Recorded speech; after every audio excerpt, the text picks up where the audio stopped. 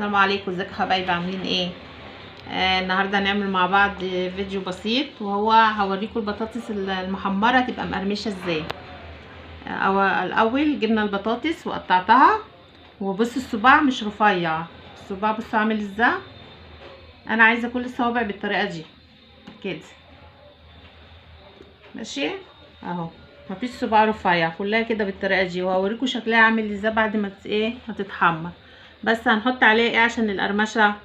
السر الرهيب ده بقى، معلقه نشا، هو ده اللي بيحافظ على قرمشتها. بنحط خل، بنحط ميه بسيط، وكل المكونات دي نحطها عليها لغايه ما الزيت يسخن، ونقوم حاطينها على طول في الطاسه تتقلي، وهوريكم شكلها بعد ما تخرج من الطاسه. بصوا حبايبي، هي لما حطيتها في الطاسه بحمرها، بصوا شكلها عامل ازاي. بس في حركه بقى عايزه اوريها لكم، بصوا ناشفه ازاي، سامعين؟ بصوا هي نفسها مقرمشه ازاي وناشفه. حركه بقى ايه اللي هي تمسكي الطاسه كده، كل يعني كام بطاطسايه كده تعملي فيها الحركه دي بالمقصوصه، بس مش تكسريها، تعملي كده يعني كده يعني تدوسي عليها بالمقصوصه بس، وشويه كده وتقومي مطلعاها. اول ما هتطلع اوريكم شكلها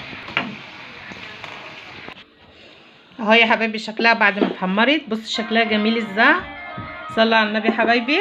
بص جمالها وبص حلاوتها، والصباع هاشش، وبص ناشف ازاي، بص النشفان بتاعه، وحاطه طبعا عليها كاتشب. بص مقرمشه ازاي، سامعين؟